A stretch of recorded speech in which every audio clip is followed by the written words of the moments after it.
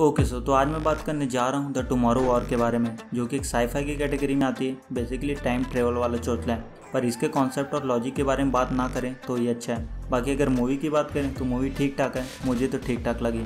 खैर, तो स्टार्ट करने से पहले वीडियो को लाइक कर देना, और अगर चैनल पर फर्स्ट टाइम आए तो यार चैनल को सब्सक्राइब कर देना। So let's start, stay with me and let me explain. तो मूवी स्टार्ट होती है 2022 से, यानी 2022 से, जहाँ डैन फॉरेस्टर एक एक्स आर्मी ऑफिसर होता है। पर बचपन से उसका सपना होता है कि उसे आर्मी रिसर्च लैब में काम करना है। पर फिलहाल डैन एक स्कूल में बायोलॉजी टीचर है। खैर, तो डैन की बेटी मूरी का बर्थडे होता है, और मूरी चाहते थे कि उसके डैड उसके साथ बैठकर फुटबॉल मैच देखें। पर डैन को एक बंदे ऑथर के पास अपने जॉब के इंटरव्यू के लिए जाना होता है। पर एन मोमेंट पर ऑथर डैन की जगह किसी दूसरे बंदे को हायर कर लेता है, और डैन इस बात से काफ़ी अपसेट हो जाता है। पर डैन अपनी बेटी मूरी के साथ बैठकर फुटबॉल मैच देखने लगता है। तभी अचानक आसमान से कुछ लोग टपक पड़ते हैं, जो 30 साल बाद के फ्यूचर से होते हैं, और उनकी लीडर होती है लेफ्टिनेंट हार्ट। तो हार्ट बताते कि फ्यूचर में एलियन और इंसानों के बीच एक जंग चल रही है, जहां उनका हारना अब लगभग तय है, और अगले 12 महीनों के बाद अर्थ से इंसानों का नामो निशान खत्म हो जाएगा। तो उन्हें उनकी हेल्प चाहिए। तो गवर्नमेंट उनकी हेल्प के लिए एक जंप फैसिलिटी बनाती है, ताकि यहाँ के लोगों को फ्यूचर में वाइट स्पेक से लड़ने के लिए भेजा जा सके। तो सबसे पहले आर्मी के कुछ हजार लोगों को फ्यूचर में भेजा जाता है, पर उनमें से कुछ ही लोग वापस आ पाते हैं। आर्मी के लोग काफ़ी नहीं होते, इसलिए बाद में गवर्नमेंट आम लोगों के फ्यूचर में जंप कराने लगती है। तो एक दिन डैन अपने स्कूल में बच्चों को पढ़ा रहा होता है, तभी उसे एक मैसेज आता है, जिसका मतलब ये होता है कि डैन को फ्यूचर में जंप के लिए चुन लिया गया था। जिसके बाद डैन को टेस्ट के लिए लाया जाता है, जिसके बाद उसका टेस्ट किया जाता है, और उसके हाथ में एक जंप बैंड पहना दिया जाता है, जो उसकी मदद करेगा जंप करने में। डैन ये करना नहीं चाहता था, पर उसके पास कोई और ऑप्शन नहीं होता, क्योंकि अगर वो ऐसा नहीं करता तो उसे जेल में डाल दिया जाएगा, और उसकी जगह उसकी बीवी को भेजा जाएगा। वहीं एक लेडी डैन को बताती है कि वैसे भी अगले 7 साल बाद उसकी मौत होने वाली है, तो इससे क्या ही फ़र्क पड़ जाएगा। तो डैन ये बात एमी को बताता है, पर एमी ऐसा नहीं चाहती थी, क्योंकि एमी जंप करने वालों की काउंसलिंग करती थी। तो उसे पता होता है कि जंप करने वालों के साथ क्या होता है। तो एमी डैन को उसके डैड जेम्स की मदद लेने के लिए बोलती है, क्योंकि पूरी दुनिया में इकलौते ऐसे इंसान हैं जो उस जंप बैंड को खोल सकते थे।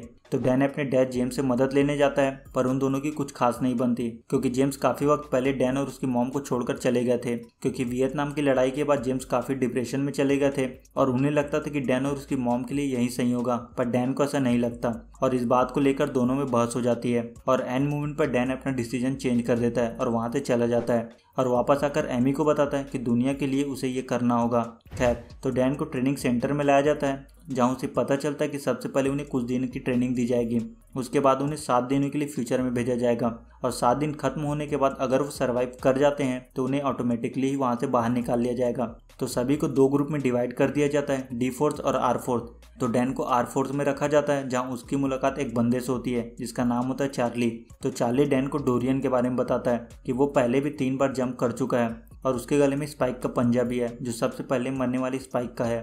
खैर, तो हार्ट सबको बताते कि आर फोर्स, जिसे अपन रिसर्च फोर्स भी बोलते हैं, उनका काम है कि 2051 रिसर्च फैसिलिटी के लोगों के साथ मिलकर उनकी रिसर्च में मदद करना। हार्ट बताते कि जंप बैंड केवल उसे 30 साल आगे या फिर पीछे ले जा सकती है, और हर 6 दिन बाद व्हाइट स्पाइक गायब हो जाते हैं। मतलब ये उनकी छुट्टी का दिन होता है, और इसी दिन वो लोग ट्रूप्स को जंप कराते हैं। खैर, तो चार्ली और डैन आपस में बात कर रहे होते हैं, तभी इमरजेंसी सायरन बजने लगता है। हार्ट बताते कि रिसर्च लैब पर हमला हुआ है, और स्पाइक्स पर रिसर्च करने वाली वो आखिरी लैब है जिसके पास सभी को जंप कराया जाता है। पर सिस्टम में कुछ प्रॉब्लम हो जाती है, और ज़्यादातर लोगों की लैंडिंग के वक्त ही मौत हो जाती है। पर डैन किसी तरह बच जाता है। जिसके बाद कर्नल डैन से बात करती है। कर्नल डैन को बताती है कि स्पाइक्स ने पूरे शहर को कब्जा कर लिया है, इसलिए वो लोग पूरे शहर को बॉम्ब से उड़ाने वाले हैं, और उनकी रिसर्च टीम वहीं फंसी हुई है। तो उन लोगों को उन्हें वहां से बाहर निकालना होगा। पर जब तक डैन वहां पहुंचता है, सभी लोगों की मौत हो चुकी थी। कर्नल बोलते कि अगर उन लोगों ने उनकी लाश छोड़ी है, इसका मतलब ये है कि वो लोग वापस आएंगे।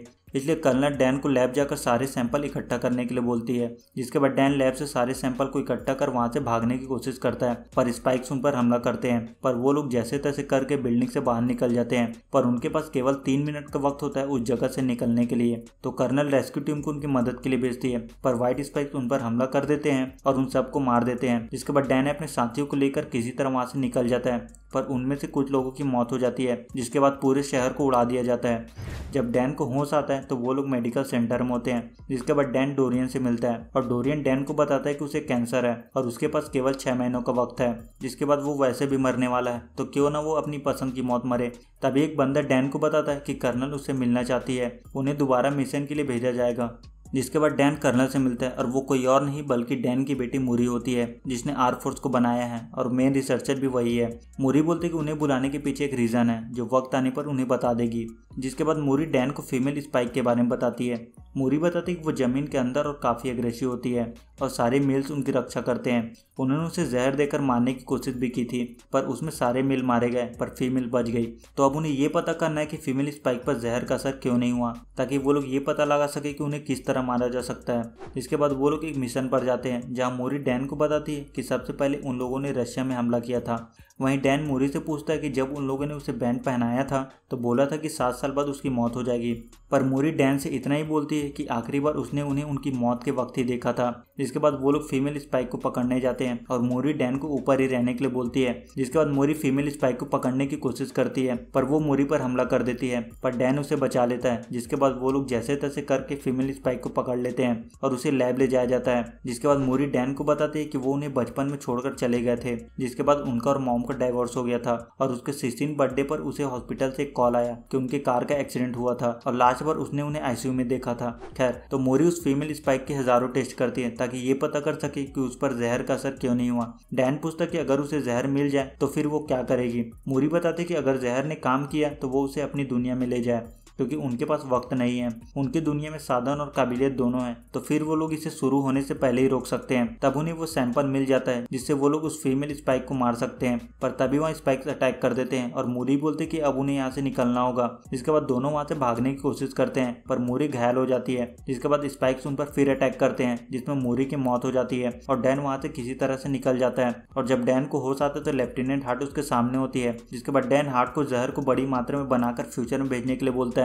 पर हार्ट बताते कि अब जंपलिंग बंद हो चुका है और अब वो लोग फ्यूचर में कुछ भी नहीं भेज सकते। जिसके बाद डैन एमी को मूरी के बारे में बताता है। डैन बताता है कि सबसे पहले हमला रशिया में 2048 में हुआ था पर वो कब और कहां से आई ये किसी को नहीं पता। एमी बोलते कि 2048 में हमला हुआ था, इसका मतलब ये नहीं कि वो लोग उसी साल आए होंगे, हो सकता है वो लोग यहाँ पहले से मौजूद हो। इसके बाद डैन डोरियन से मिलता है और बोलता है कि उनके पास अभी भी एक मौका है। जिसके बाद वो लोग चार्ली से मिलते हैं और जब चार्ली उन पंजों को चेक करता है तो उसे पता चलता है कि उसमें वोल्केनिक एश है और ये रशिया से नहीं बल्कि चाइना से है। तो डैन अपने स्टूडेंट मार्टिन से पूछता है कि ऐसा क्रीचर जो कभी रशिया से बाहर नहीं गया हो उसके पंजों पर चाइना के वोल्केनिक एश कैसे पहुंचे। मार्टिन बताते कि 946 AD में चाइना में एक वोल्केनो फटा था और उसकी राख आधी दुनिया में फैल गई थी और अभी भी वो राख बर्फ में दबी हुई है। जिसके बाद मार्टिन उन्हें उस जगह की लोकेशन बता देता है जहाँ रिसर्चर को जमीन के 400 मीटर अंदर रशिया में वोल्केनिक एश मिले थे। तो अब उन्हें एक ऐसे बंदे की तलाश थी जो रशियन गवर्नमेंट की नजर में आए हुए बगैर उन्हें अंदर ले जाए। तो वो लोग डैन के डैड के पास जाते हैं और डैन अपने डैड से हेल्प मांगता है। जिसके बाद वो लोग रशिया के उस ग्लेशियर तक पहुंच जाते हैं जहां उन्हें मैग्नेटिक फील्ड का सिग्नल मिलता है